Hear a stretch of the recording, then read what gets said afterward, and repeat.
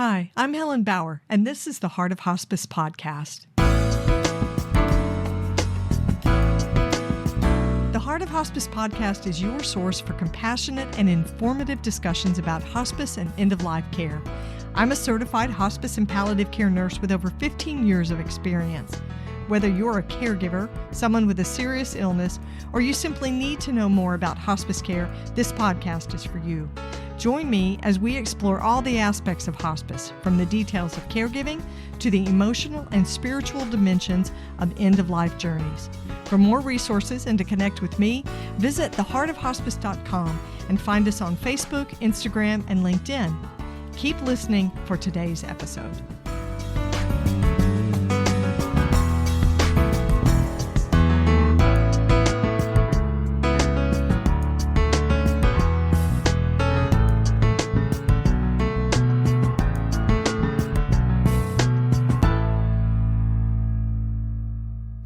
This is the Whole Care Network.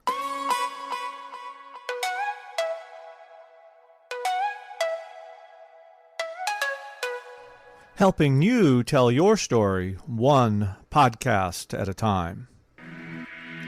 Content presented in the following podcast is for information purposes only. Views and opinions expressed in this podcast are solely those of the host and guest and may not represent the views and opinions of the Whole Care Network. Always consult with your physician for any medical advice, and always consult with your attorney for any legal advice. And thank you for listening to the Whole Care Network.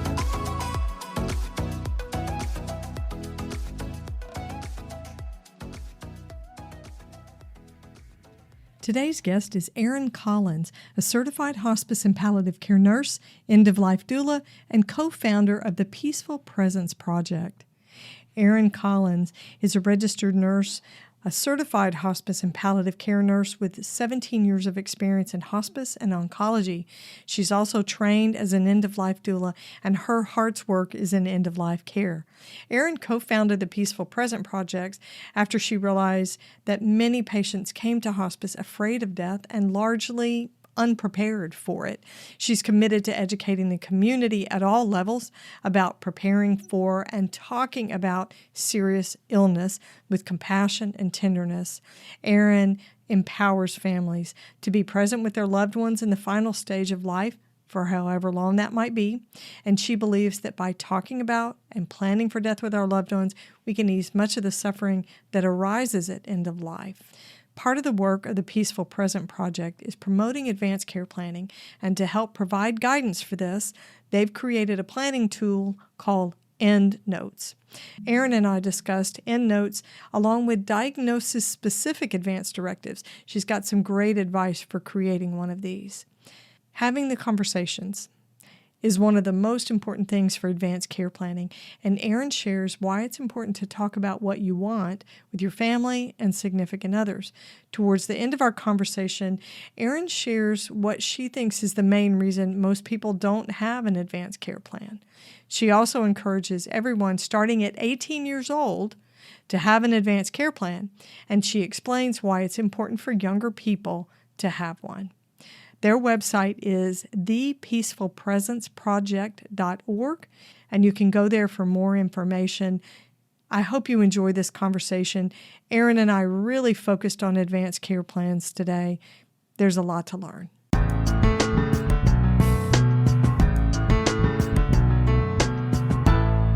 Erin, it's great to have you with me. Welcome to the Heart of Hospice Podcast. Thanks, Helen. It's so good to be here with you. It's going to be a great conversation. I'm looking forward to it. So we're going to start with a question that I did not send to you. A little bit of an icebreaker. I know, right? I like to throw that in. It's an easy one. Here's your question. What's your favorite healthy self-care habit these days? Ooh, that's such a good one. I think my favorite right now is tending to the 100 seedlings that I have growing, because I'm cultivating a cut flower garden. And so just like in the morning, tending to them and seeing how they're doing, and in the evening, making sure they're all ready to be tucked in, and just like watching that growth and that life come from what was nothing is really, really remarkable. I love that. But 100 seedlings, Erin, that's a lot. It's a lot, I know. It's a pretty big garden. And we'll see. Some of them will make it and some of them I imagine won't. But yeah, but I want to have at least one bouquet this summer. So with 100 seedlings, hopefully that'll happen.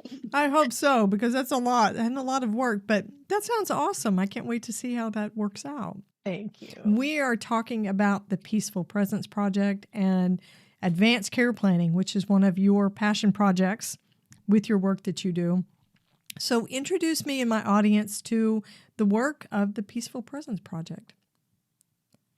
Great. The Peaceful Presence Project is a 501c3 nonprofit community-based organization here in Bend, Oregon. We were founded in 2019 by a group of women, and we have a mission to reimagine and to transform the way that communities talk about, plan for, and experience serious illness through the end of life.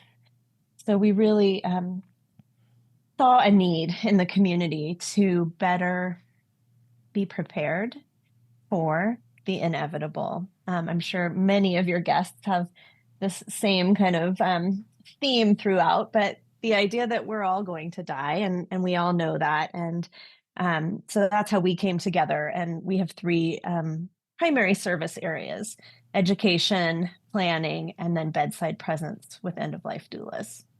Amazing. So you are one of the co-founders, and you are a hospice nurse, a certified hospice and palliative care nurse. You're also an end-of-life doula as well. So in addition to supporting all these programs, the Peaceful Presence Project supports advanced care planning in a really robust way, which is going to be our focus today for this interview. Because I was so impressed when you and I spoke earlier about the way you guys are helping people do their advanced care planning. You have a system, I guess, for lack of a better word, called EndNotes. EndNotes. Tell me about EndNotes and how it works. Oh, thank you for that question. So when we came together in 2019, one of our first kind of initiatives or projects, so to speak, was to create a way for people to be more engaged in their advanced care planning. And the way to do that was really to think about it more holistically, that it wasn't just about completing an advance directive. We had heard so many people who had gone through that process, maybe with a lawyer in doing their estate planning, and it just felt like a legal document, or they couldn't even remember if they had done it. But there was so much more that is involved with planning ahead for end of life. And so we developed EndNotes. It's a guidebook. That's kind of our the term we coined for it was a guidebook. It's like a little booklet that provides guidance through what we call holistic advanced care planning. And that entails body, mind, spirit, heart, loved ones, that there's all this all-encompassing aspect to advanced care planning. And so with EndNotes, we drafted the book to be upfront peace for my mind. And that is all the things that kind of check off the list. Because one of our co-founders felt like that's what they needed to get done first. If I could just get all the paperwork done and all the things that I know need to be checked off, then I could think about it more heartfully. And so that peace of mind section goes through financial paperwork and tasks to be done, healthcare paperwork that needs to be done, household paperwork, legal paperwork. And you write down all the contacts, and then at the very end of each section, we say, this is where you can find it. So that somebody's beloved who might be looking for all this information knows where to find it. And that could be as simple as it's in the third drawer down on my desk. It could be it's in the linen closet, Or it's maybe, we have a PDF version. And so some people might put that electronically in an electronic storage. Sure. So it goes from peace for my mind into peace for my body, how you want to be cared for at the end of life, including pain management, including any ceremony, including your post-death wishes. From there, it goes into peace for my heart, what you might want to say, what you need to tell the people in your life, or stories that you might want left behind. And then finally is peace for my loved ones. And it's just an opportunity. It's a blank couple of pages where you can write a letter to the people who are left behind. I love the holistic nature of that. What really stands out for me about the EndNotes guidebook is you get the busyness part of it out of the way first. Yeah. I think for a lot of people, I know for me, I like to see those things checked off and handled before I can reflect on it. Right? Because you can sit and think about your advanced care plan for the rest of your life. You can think about it for years. But if you don't have anything documented, that it's not really all that helpful to your healthcare team, your executor, things like that. Exactly. And that's what we often tell people is, one aspect of advanced care planning is thinking about what you want. Another aspect is talking about it. And hopefully people have that conversation, but we know that's challenging for many people to have that conversation. So at a minimum, write it down. Write it down, have it in a place where people can find it so that they have some idea. Helen, that was one of the things that I learned in bedside nursing, was that I had a lot of people the family members who were really struggling with knowing if they had made the right choice for their loved one. We didn't know. We had never talked about this. We had never had a conversation. Did we choose hospice too soon? Did we give up? Is this what they would want? I don't know what they want for a funeral. I don't know. None of these conversations had been had. And I saw a lot of emotional suffering from family members. And that was one of the reasons that this all came together. I love that. I mean, you've probably seen this and heard these conversations where patients will say something, when they're asked, have you thought about what you'd like for a funeral? And they say, it's some old guy who's been living in the country. There's a lot of rural area here. So when I was at the bedside, I saw a lot of folks out in the country. Oh, just throw me in the ditch somewhere. Yeah. That's not an advanced care plan, just in case anybody listening thinks it is. That really doesn't tell your loved ones much of anything. What I think it does communicate is a reluctance to have that conversation. Yeah. Yeah. But it's not meaningful and really doesn't give any direction. Or how about this? Just do whatever you want. Yeah. What you think is best. It's not for me. It's about you. Right.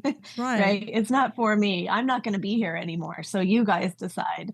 Right. And that's really, it's a lot of stress on family members. I mean, one is just the healthcare decisions that they have to make. And then the second part is after death. Those decisions can be a great burden when somebody just needs to grieve your loss. Right. Yeah. And that gets in the way. If they have to make all these decisions and plan and make all the phone calls and do all the things, it gets in the way of the grief process. We had that experience with my father-in-law, actually, where it took, a year and a half for my husband to go through probate with him. And in that probate, which was just the estate piece, but leading up to that, just not knowing. And he and his sister had a lot of questions about, are we making the right choice? Did we give up too soon? Because they had never had that conversation. I think that's one of the biggest barriers that people have is they don't have the conversation because it's hard to imagine yourself. If you're healthy, it's hard to imagine yourself not well. It's really hard to put yourself in the place of what am I going to want? And I think people get stuck on that. They think, well, I can't make that I can't make that decision until I'm in that situation. And then an unexpected incident happens and they are in that situation and they never had the conversation because they couldn't. Yeah. So I think it's really hard for people. And so that's why we try to encourage people to just, and use EndNotes as a conversation guide too, to just say, I got this great book and there's a few things in it I want to talk to you about. And what a simple way to start the conversation. What a simple way to have it. So a will is an important thing, right, as an estate document. And I think younger people who are healthy could see their way to doing a will. If you have kids, right? If you have property or a business or investments, you could see having a will. But having documents that talk about the end of your life and how you would want that to look is so much more difficult. It's not relatable, I think, for a lot of younger people or healthy people. What are your thoughts and what's your experience with diagnosis-specific directives? A directive that's specific for someone who might have dementia at some point or someone who might have Parkinson's disease at some point. Have you worked with diagnosis-specific directives? Yeah, just a little bit because they're pretty new on the scene, right? It's really emerged in the last, let's say, 3 to 4 years where people have gotten more specific. And I think where we first saw diagnosis-specific directives was with COVID.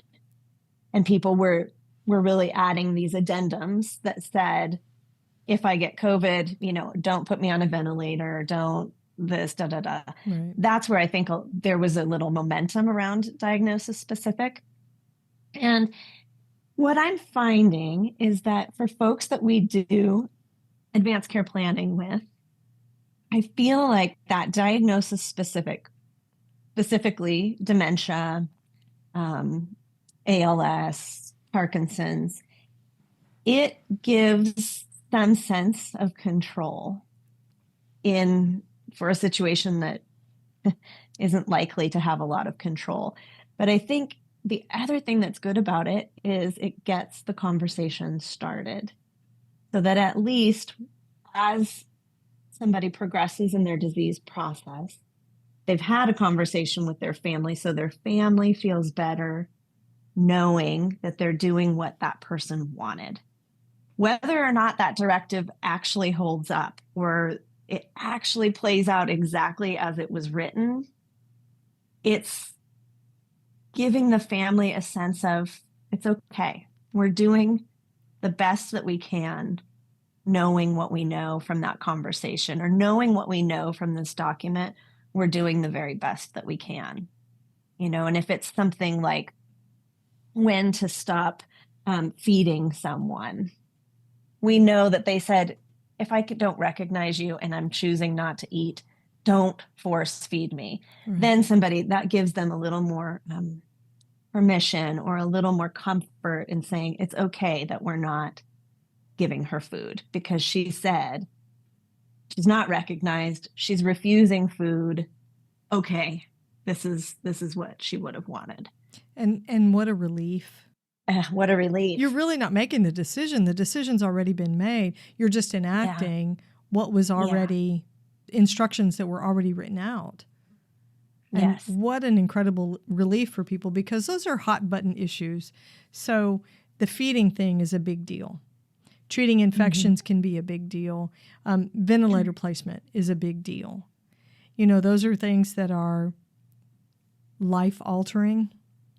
Yeah. Yes, literally life-altering. And people struggle with that so much.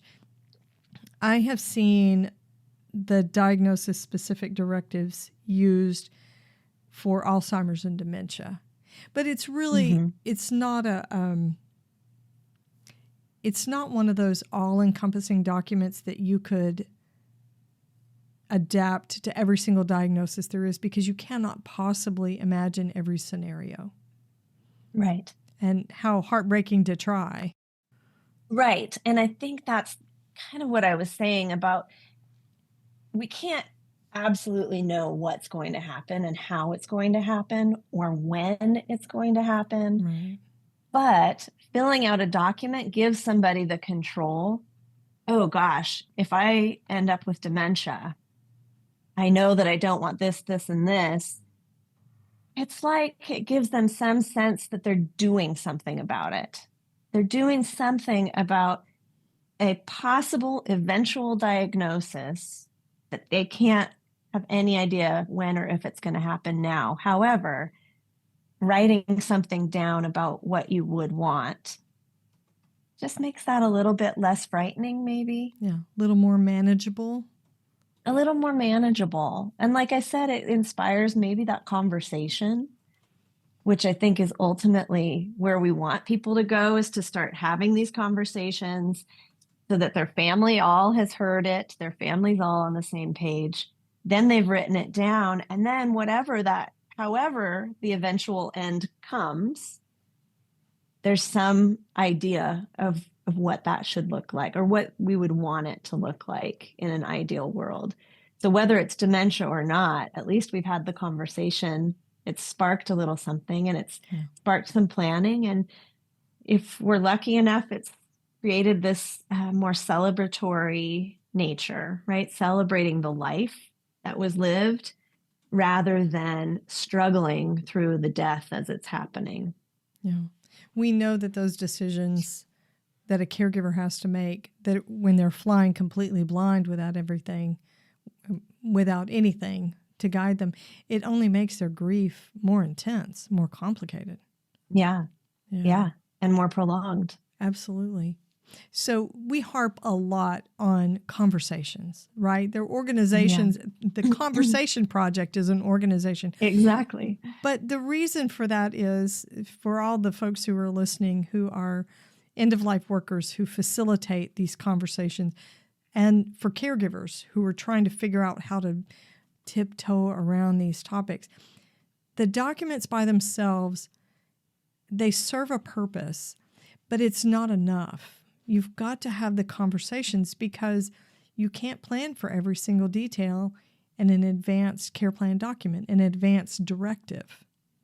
So those conversations enable us to address all the little nuances and the caregiving situations, and how a person wants to be cared for, what they hold dear, what their values are. So the conversations and the discussions, the reasons we keep circling back to that is because they're pivotal in the whole thing. Yeah. We actually talk, that's part of the holistic nature of like the EndNotes process, is like what you just said, including caregiving in the conversation. A couple years ago, there was a great article in the New York Times that talked about what is the reality of caregiving at home, the reality of hospice at home. And so we think that that's a really important piece of the conversation, is to say, yes, you want to die at home, and here's what that is going to require. Is that possible? Right? Do we have the funds to have in-home caregiving? Do we have the family to provide in-home caregiving? What is that actually going to look like? And how can we make it the best for everybody who's involved? Yeah. So I think it's a really important part of the conversation in all of this planning that sometimes doesn't happen. And sometimes families have the numbers to do the caregiving, but these are not willing people. Yes. Not everybody's cut out to be a caregiver, has a heart for it, is devoted to doing that. And also you have to always factor in family dynamics. The dreaded FD, but the first social worker I ever worked with on a hospice team, she called them the dreaded FD, the family dynamics. Every family has a dynamic. It can be unhealthy or healthy depending on what you got going on. But just because you have the numbers doesn't mean every single person there is willing to actively participate, or that the patient wants all those people to be hands-on, interacting as a caregiver. True, absolutely. There are a lot of dynamics in the whole process of advanced care planning. Really is. Yeah. So what would you recognize as the biggest barrier to people completing their advanced care plan? If you could really nail it down to one thing. I think it's Well, it's a twofold one thing. It's never simple, never simple. It's the hesitation to think about it, because that means you're thinking about your mortality. And it's the, well, I guess that is just one thing. I think it's the hesitation because it brings the reality so close. Yeah. And so, one, whether people can't imagine that, can't put themselves in that situation, or don't want to, right? They're denying that, well, I'm healthy, I don't need to do that. And I think that becomes a barrier because people just won't do it because I'm healthy and I've got all these other things to think about. So I can't possibly imagine something that is so far off.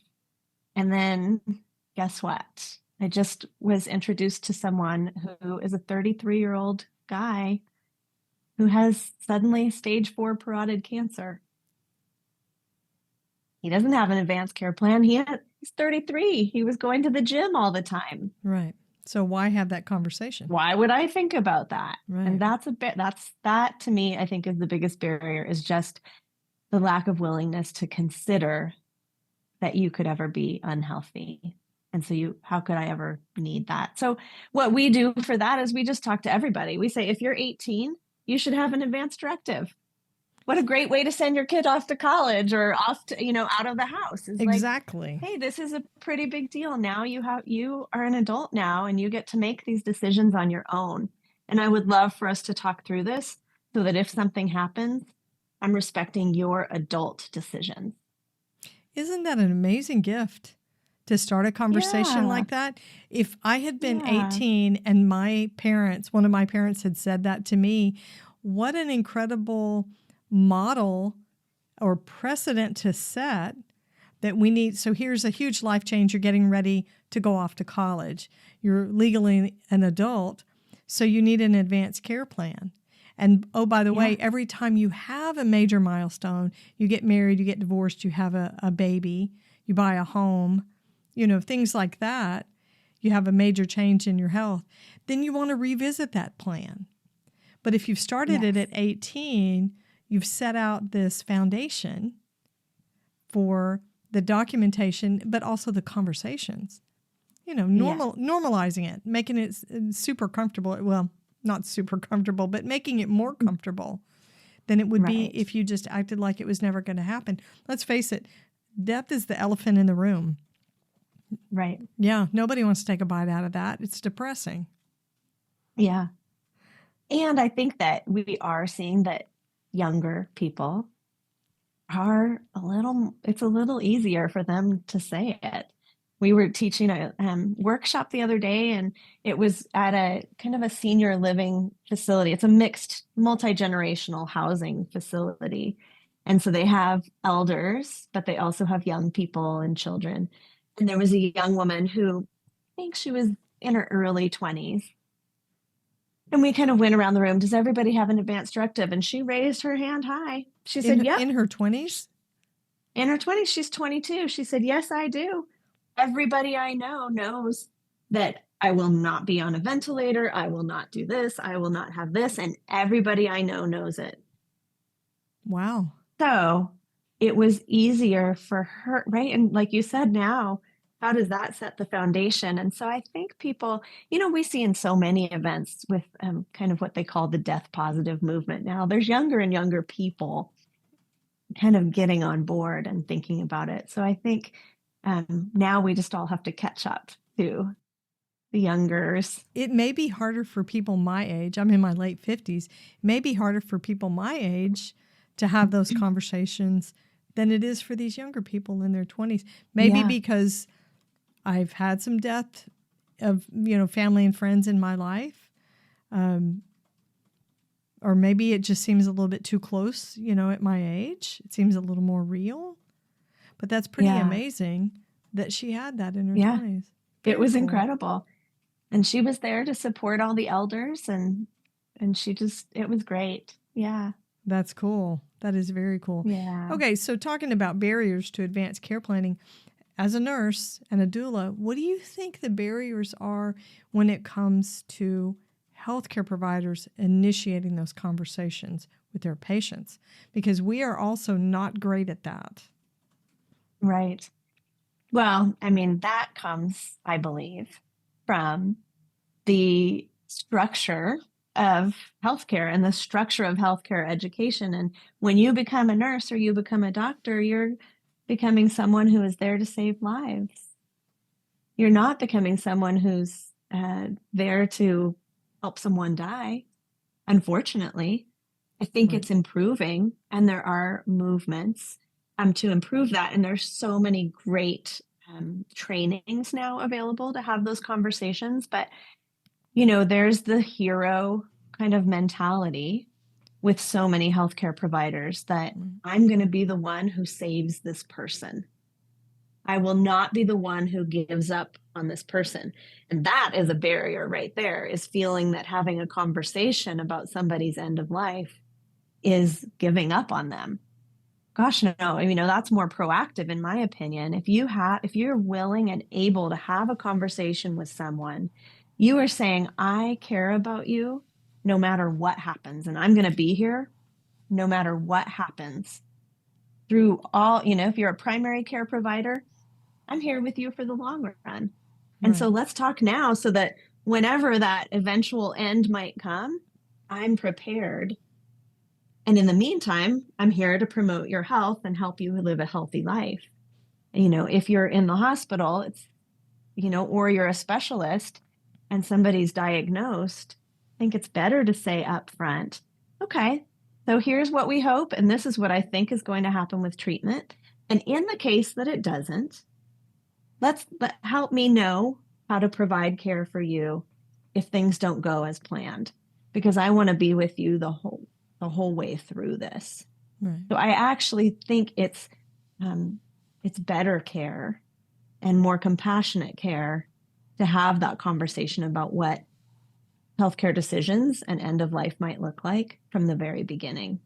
It's committing to that person for a longer time. So it has to be a shift. So that's the barrier, is that right now, up until now, I should say, up until now, it has just not been a part of the education that clinicians receive. Oh, no. Unless you specialize, right? If you specialize in palliative care and hospice, you get pretty good at it. But we don't get that in our formal training in nursing school. No. I didn't do any not sort at of all. hospice or end of life. I definitely never had any formal education on advanced care plan discussions, ever. Right. Yeah. Well, and another part of it, I think, some colleagues of mine in nursing are working towards having nurses be reimbursed for advanced care planning conversations. And I think that could switch things up and eliminate some barriers as well, because nurses, when properly trained, are really good at those conversations. Yeah. Don't tease me, Erin. I had not heard this. Oh, there's a measure, there's a House bill that just came out in Oregon this past week that they're trying to move through the legislature that will allow nurses to bill for certain things without a doctor's order. Really? Yeah. And this is, it's things like doing advanced care planning.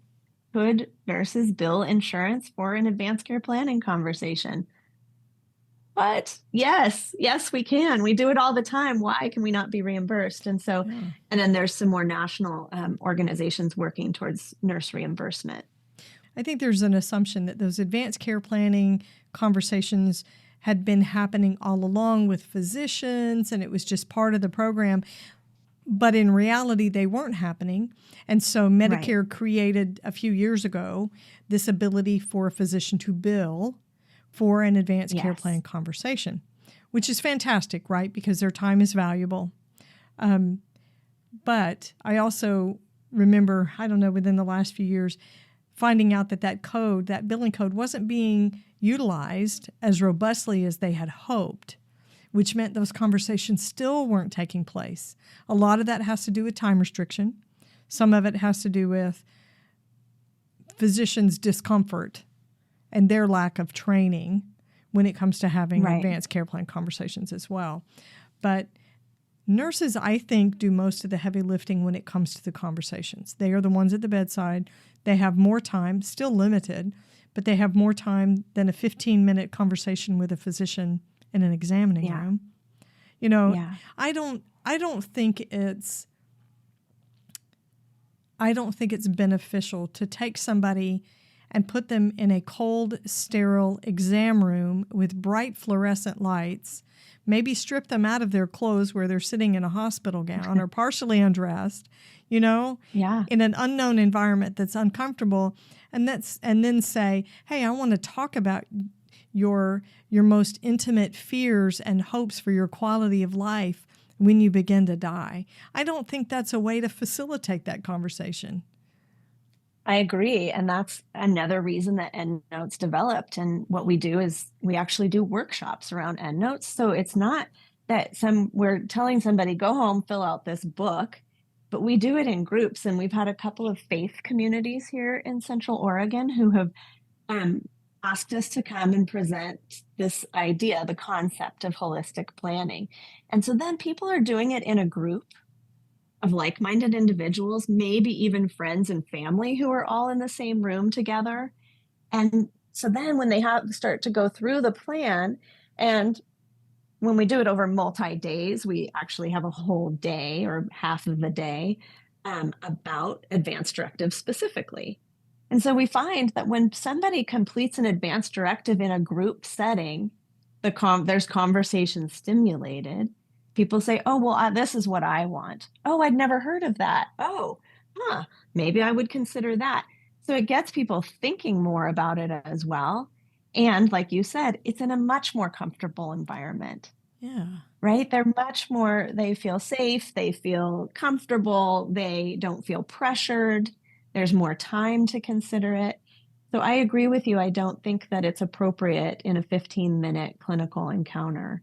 It has to be longer. And that's what we found in doing, and I think Elizabeth is going to talk about this more, about our outreach with individuals experiencing homelessness. And what we found in those conversations was that what kind of the aha that we had was key. What was key to completing an advanced directive was the facilitation. Walking through it. You can't just give somebody a piece of paper either and send them home and say, bring this back. People said, oh yeah, I got an advanced directive, but it was 10 pages long and I didn't understand what any of it said. But if somebody sits down with you and you talk through, well, this is, this kind of describe, what is this talking about? What is this section talking about? And then there's this whole conversation, and many of those conversations were 45 minutes to an hour. Just hearing someone, just listening and hearing what brought them to wanting to complete the advanced directive. That informs their goals and their values too, right? Past experiences might inform what their values are for the end of life. And it was just a much richer process, and then makes that person feel heard and helps them to make those decisions and write them down. So whether it's, a one-on-one facilitation over some time, or it's that more group environment where people get to converse and share ideas and think a little bit more holistically, that's where it needs to happen. And that could be a nurse who has the time to do it. It could be a community health worker or an end-of-life doula who's able to have a longer facilitated discussion. But it really does require more time. I think having somebody to use as a sounding board is super helpful. I am one of these, I don't know exactly what the psychological term for it is, but when I verbalize and talk about what I'm thinking and how I view things, I end up sort of being able to suss out what I really think about something. I process, maybe I'm an oral processor, being able to speak it out loud helps me sort of determine what my values are, what I think is important. So being in a group, especially if it was a group of friends or a small family group, I can see where there might be some awkwardness with family, but I can also see where people might be, if they're very introverted or private, be introverted or uncomfortable if it's a group of people they don't know. Mm-hmm. You know, I can see how for some people the one-on-one would work the best. But just having somebody to connect with. Because if it was easy to do without the conversations, if you didn't need the conversation, you could go onto your state's website, download the form, sign it, send it over to your doctor. Right. You would never even have to have a conversation with them about it. Right. Yeah. And there are some people who do that, right? That's there are true. some people who that simplicity, I have my advance directive. I downloaded it. I submitted it. It's in my electronic chart. There are those people. Right. And, another group that comes up a lot for us, we have solo aging women. Yeah. Maybe no family at all. Maybe, some friends, but they're not quite sure. And that's where I think what we found with the faith communities who we've worked with, a lot of solo aging women, but they have friendships through their faith community. And so they're able to then say, oh, gosh, yeah, to have a healthcare representative. Well, maybe you would be mine. Sure. Will you be mine? Okay. And now they have a healthcare representative, whereas they thought it was impossible because they didn't have anybody before. Yeah. They created a buddy system for themselves. They created it. Yeah. I think that's amazing. So as an end-of-life doula and a hospice nurse, you have companioned and supported a lot of people, especially during these advanced care plan conversations, because even for a person who's on hospice, those advanced care plan conversations continue to either be reinforced or to evolve as the care changes and their needs change and what they want changes. So you've been involved in those conversations. Tell me about a time that you were challenged when you were supporting a patient and family. I wish there was just one that could come to mind, because, you want to be, like I said, that there's that hero mentality and you have this, kind of experience. But there have been a number of situations where I have felt challenged, but I think one of the toughest situations that I've been in was working in inpatient hospice and working with a woman who had ALS. And she communicated with a type pad. And it was the middle of the night and she had been in her chair and was reclined and ultimately wanted to just get back up and get into bed and be transferred into the bed. But because we didn't have a good communication system set up, we couldn't understand what she wanted. We couldn't understand how to get the chair to do what it needed to do to get her into bed. And I had a nursing assistant with me. It was the middle of the night, and both of us just broke down in tears because we so desperately wanted to get her what she needed, and we couldn't. And it felt so, it was really disheartening, and we felt really vulnerable and incapable of providing what she wanted. We eventually worked it out. I don't know how we worked it out to get this dear woman up and into her bed.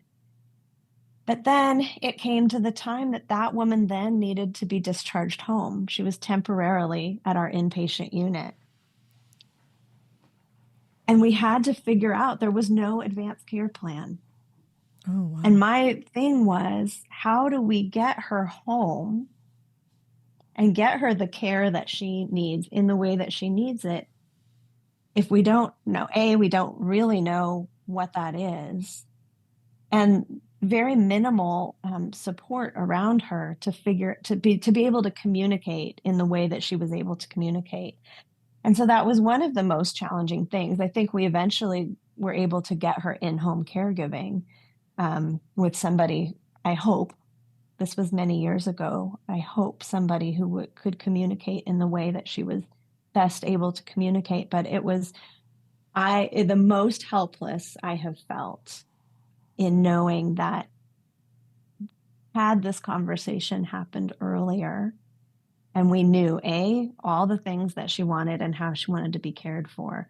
We knew how to provide that care in the inpatient setting. We had instructions for how to operate the equipment, or at least somebody who we could call to find out. If all those conversations had happened, I think it might have been a little more easeful to provide that care.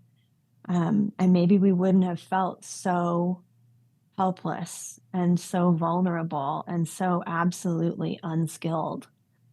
So not only then does an advanced care plan help the patient and the family get what they need, but it helps healthcare providers too, so that you aren't so distressed morally about what you're doing for this patient. You know that this is what this patient wanted. And when we follow what the patient has said they wanted, whether we agree with it or not, we know that we're providing the care that they want. It makes so much difference, doesn't it? It does. So much difference. When you get ready to companion someone who's dying, how do you center yourself? How do you focus yourself to be doing this work? Well, we at Peaceful Presence, we consider ourselves students of Roshi Joan Halifax at Upaya Zen Center, and she has an incredible tool called Grace, which is a mnemonic for a brief. It can be a longer process, but it can also be a brief meditation that is preparing yourself to be compassionate in your encounter. So it's grounding yourself and taking a breath, recalling your intention, remembering why you're doing this work, attuning, noticing yourself in your body, what you feel. And if you're directly with someone, what can you sense that they're feeling right now? And then the C is considering what will serve this encounter the best. How do you best show up for this person and for yourself at this time? And then you engage with the person. And it's just, that was a minute probably, but it slows you down. And we just encourage people, we do it ourselves, and we teach all of our end-of-life doula students to take 1 minute before you go into an encounter. Drop what has come before now and be present, and consider why you are going into this work and who are you about to engage with, and be there as calm and steady as you can be. It's beautiful. Beautiful. What part of doula work gives you the greatest joy, Erin? Building relationship, and in that relationship, cultivating trust. I was just thinking about this this week, actually, because I have a gentleman who's 93 who I've been working with over the past 2 years. And our conversations roam all over the place, from politics to healthcare decisions to what has my experience been with end of life? What do I think it's going to be like? To some very real, raw conversations. And, he asks me things about very real bodily functions and things like this. And it's because we've built this relationship over 2 years. And that's what I love. I just love that I've been able to become a trusted individual for him, that he can open up and he can ask me anything. He can share anything with me. And I know what he wants at the end of his life. And I've assured him that I will help facilitate that and make that happen for him. And we have a human to human connection. We are in relationship. And that is what I love the best. Yeah, this is why we do what we do. Amazing. It's why we do it. Yeah. How can listeners find Peaceful Presence Project, learn about your doula courses that you offer, because there's a lot of stuff to access there, and find information about your advanced care planning resources? Very easy. It's the peacefulpresenceproject.org, and everything is there. It's all listed out across the top. There's a button that takes you right to EndNotes. And then there's a training page. There's information about compassionate communities, which is the foundation of our work. It's all right there at the peacefulpresenceproject.org. Awesome. I will have a link in the show notes and also to your social media as well so that listeners can connect with you. Erin, thank you so much for the conversation. I love your passion for advanced care planning. You're awesome. Thank you. Likewise. Likewise, Helen. Right back at you. We're in it together. Definitely. Thank you. Thank you. Thanks for listening to the Heart of Hospice podcast. Check out our sponsor in the show notes and please leave a rating and review on Apple Podcasts. We would appreciate it if you would share this episode with your friends and family and anyone who needs to know more about hospice. Connect with us on Facebook, Instagram, and LinkedIn. And remember, no matter who you are or where you are in your hospice journey, you are the heart of hospice.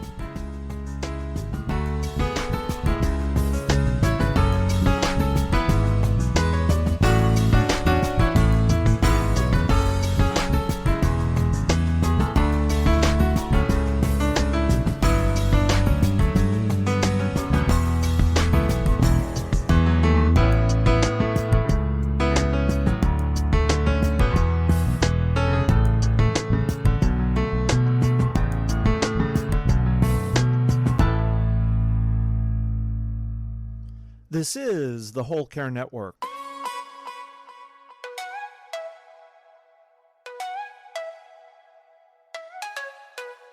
Helping you tell your story one podcast at a time.